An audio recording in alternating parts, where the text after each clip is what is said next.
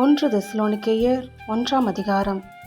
பவுலும் சில்வானும் தீமோத்தேயும் பிதாவாகிய தேவனுக்குள்ளும் கர்த்தராகிய இயேசு கிறிஸ்துவுக்குள்ளும் இருக்கிற தெசலோனிக்கேயர் சபைக்கு எழுதுகிறதாவது, நம்முடைய பிதாவாகிய தேவனாலும் கர்த்தராகிய இயேசு கிறிஸ்துவினாலும் உங்களுக்கு கிருபையும் சமாதானமும் உண்டாவதாக.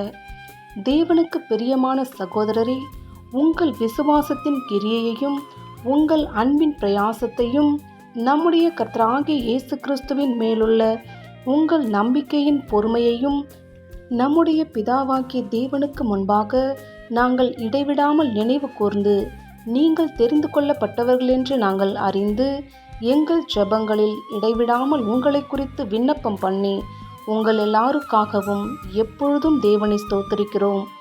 எங்கள் சுவிசேஷம் உங்களிடத்தில் வசனத்தோடே மாத்திரமல்ல, வல்லமையோடும் பரிசுத்த ஆவியோடும் முழு நிச்சயத்தோடும் வந்தது.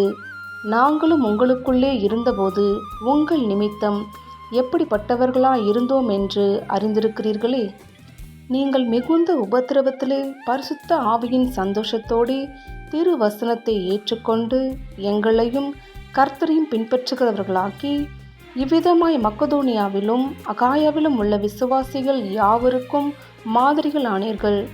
எப்படியெனில், உங்களிடத்திலிருந்து கர்த்தருடைய வசனம் மக்கதோனியாவிலும் அகாயாவிலும் தொனித்ததும் அல்லாமல், நாங்கள் அதை குறித்து ஒன்றும் சொல்ல வேண்டியதாயிராதபடிக்கு தேவனை பற்றின உங்கள் விசுவாசம் எங்கும் பிரசித்தமாயிற்று. ஏனெனில் அவர்கள் தாமே எங்களை குறித்து உங்களிடத்தில் நாங்கள் அடைந்த பிரவேசம் இன்னதென்பதையும், ஜீவனுள்ள மெய்யான தேவனுக்கு ஊழியம் செய்வதற்கு நீங்கள் விக்கிரகங்களை விட்டு தேவனிடத்திற்கு மனம் திரும்பினதையும், அவர் மரித்தோரிலிருந்து எழுப்பினவரும் இனிவரும் கோபாக்கினையினின்று நம்மை நீங்களாக்கி ரட்சிக்கிறவருமாய் இருக்கிற அவருடைய குமாரனாகிய இயேசு பரலோகத்திலிருந்து வருவதை நீங்கள் எதிர்பார்த்து கொண்டிருக்கிறதையும் அறிவிக்கிறார்களே.